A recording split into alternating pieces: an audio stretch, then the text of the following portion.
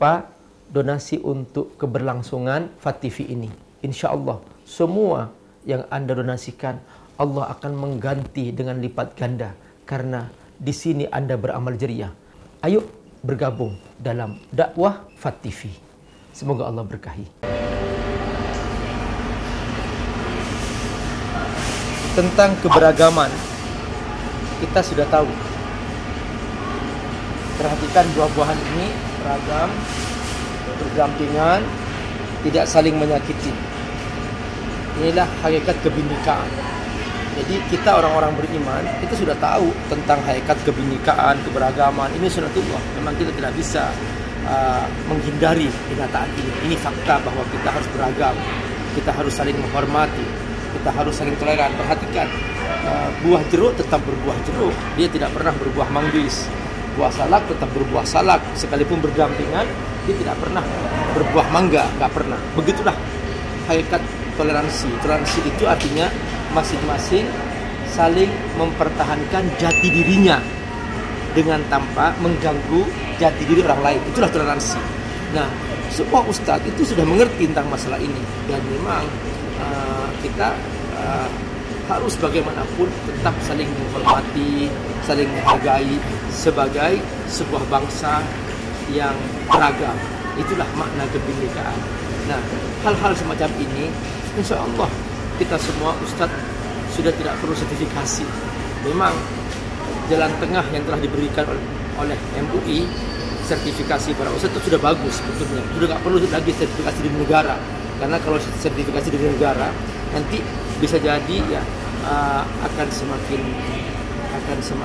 sulit untuk objektif, sebab tergantung siapa yang berkuasa, dan bisa jadi juga akan menimbulkan pembelahan karena beda persepsi.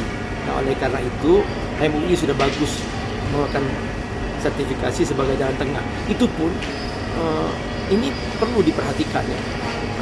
Saya sebagai ustadz yang sering kali tampil di TV misalnya, itu para pihak TV sering bertanya, Pak Ustadz punya sertifikasi nggak dari MUI?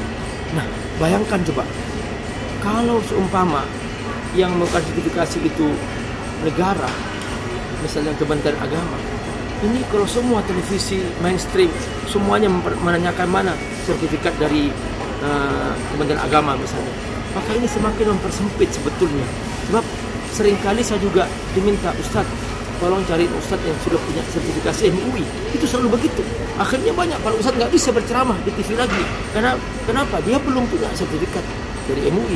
Jadi sebetulnya sertifikasi itu sekalipun tidak wajib, itu juga otomatis akan menimbulkan sekat-sekat antara para ustadz itu.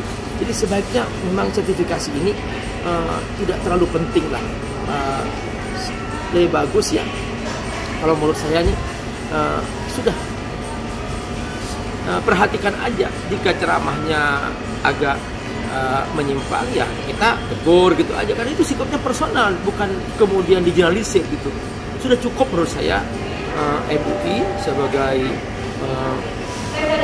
lembaga yang mengeluarkan sertifikat, dan nggak perlu negara ikut mengeluarkan sertifikat juga, supaya tidak menimbulkan semakin sempitnya wilayah para ustadz untuk berdakwah. Semoga Allah berkahi insyaallah. Assalamualaikum warahmatullahi wabarakatuh. Perhatikan selalu, ikuti selalu Nyantai Bersama Abi Amir hanya di FAT TV. Jangan lupa subscribe, like, and share. Oke? Bismillahirrahmanirrahim. Assalamualaikum warahmatullahi wabarakatuh. Alhamdulillahirabbil alamin wa bihi nasta'inu ala umuri dunya waddin. Wassalatu wassalamu ala asyrofil mursalin wa ala alihi wasahbihi ajmain.